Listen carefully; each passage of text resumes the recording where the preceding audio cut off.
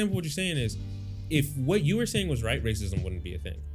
Right, because we don't teach racism as much as we used to. Right. But there's still people who live back then. We slick kind of do. Like in the books in the South, like I don't know. I don't have kids. I'm not learning currently in the school system, but just like the things that are in our textbooks or what I remember from school and what like when I've moved to the West or moved to up north, like we learn shit differently. We learn things absolutely differently. But it's like I kind of said that to kind of mean, if racism is illegal in the States and we're not allowed to blatantly teach it, right? It's we're just hypothesis hypothetical. Okay. And it's hypothetical because it's based on what they actually tried to achieve, which is in America we tried to be less racist. As much as you may dislike, how racism is in the States, it would be remiss if you didn't say that there was not a legal precedent to try to curtail the amount of racism in the United States. Legally, there has been a precedent established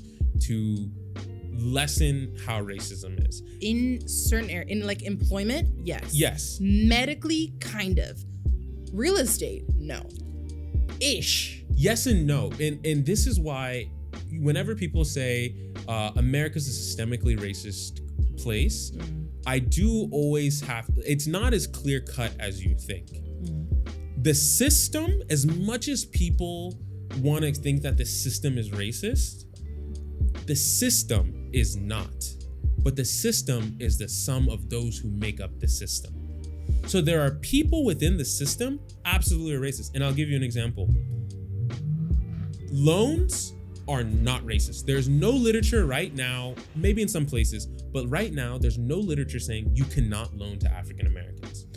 No, but the qualifiers, that's where the thing is, that's not racist. The qualifiers are allowed to be whatever they're allowed to be, but the situations behind it, right?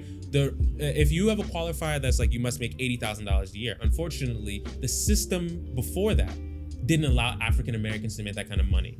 So right now, it's not racist, but because of racism, it's love. The system seems that way. You get what I mean? So let me ask you. Back in the day, there were the literacy tests to vote. Is that not racist? No. Was that not racist at the time? It's tricky, and I'm always not anyone's fan because I look at things objectively.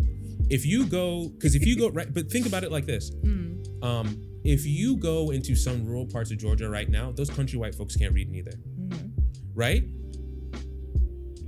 The rules are not racist, but the way things shake out, and because of racism, the people who are disadvantaged the most tend to be African Americans. You get what I'm saying? So the literacy test, you have to be able to read to vote, right? African Americans and immigrants. And immigrants. Wait, now you might have to educate me.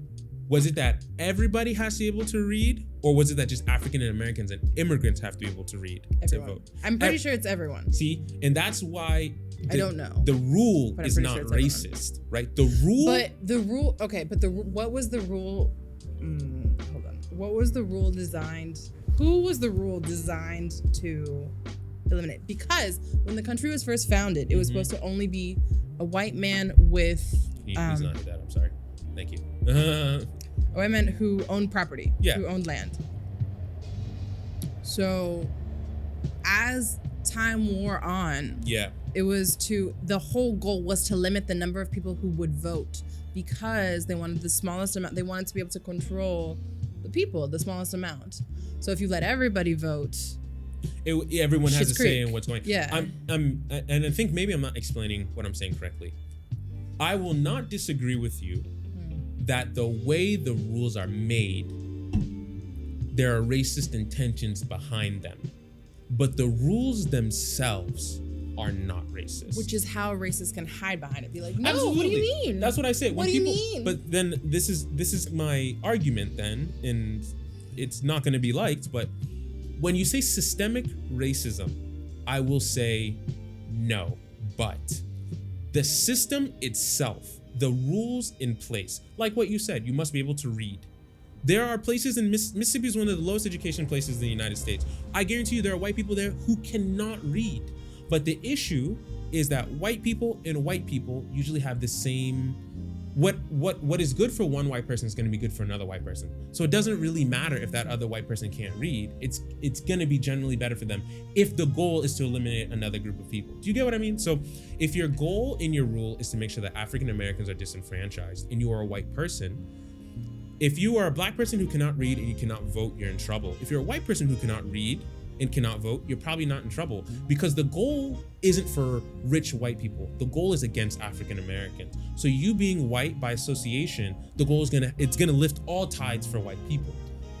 Not really, because a lot of white people will vote against their own interest, unless against their own like interests, but then to ties to bigger things like faith or things that ground them, like hunting or things like that.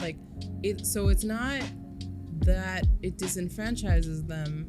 And I don't know, I'm not a politician. I did study this kind of, but I studied it more on a global scale. Yeah. Can I ask you something really quick? Sure. But then doesn't that kind of go, then we kind of debunk, because you said that white people even vote against their own interests. Some, right? Some, right? I mean, might have voted against my own interest, right? Like not researching enough, or just being like, I got other shit to do than vote. Like, but those policies or study what you need to vote. Those things. So it's not. So that's kind of going back into how the rules aren't racist, because you might vote against your own interests because you don't. It hurts blacks, but it also hurts you, right? I think we're gonna just have to agree to disagree. Like redlining is a rule that is racist. The literacy tests back in the day were racist. Like they were meant for a thing. There are rules at banks. Like there are actual case studies of like people, like the same couple making the same income, trying to get a and you know a I loan don't for disagree a with house. you. Yes, you're trying to say like the rules themselves, like just the words on the piece of paper. And yes, but again, that's what racism and bigotry has been able to hide behind for some apartheid, like all of those things. Like in that sense, then those laws were not racist; they were just laws. Yes, their laws are purely, and this is, I think, this is what I'm getting to. Laws are purely written rules. The issue is how they're interpreted. All right. Apartheid was different. Apartheid was on purpose. Apartheid was like, we live in America. I don't want to speak on apartheid. But what I'm saying. But you know that to do apartheid, they came and studied how we treated African Americans. But there was a lot more serious. But I'm saying this from a legal precedent. If I wanted to, neither you nor I are an attorney. But I could call one. But the thing is, and I could call one too. But as an American, you have the ability to be a juror. And being a juror, you determine things of legal precedent. So to some degree, I have the authority to speak on legal matters to a little degree, because at one point I might be asked to comment on them. With 11 of your peers. True, but I still have to have my own opinion. All I'm saying, and this is my argument, and don't get me wrong, as a black person, I know the system's fucked. But what I'm saying is, I feel like I'm like, well, yeah, and the thing is, we're on the same side. But what I'm trying to like get across is, to me at least, and this is, in me and Corinne are talking about this, is I like things to be treated fair across the board, right? The people in the system are what's corrupt, but the rules are fine. And the thing is, the people in the system are the ones who interpret the rules. So whenever someone says systemic racism doesn't exist, I say no and yes. I say no if you're looking strictly as an interpretation on what's on the paper. But and I'll give you an example. You work you're head of the post office, whatever, right? You hate black people. Like you fucking despise black people. Sure, I work in the post office and I hate black people. Okay. These are my two characteristics. You are involved with hiring.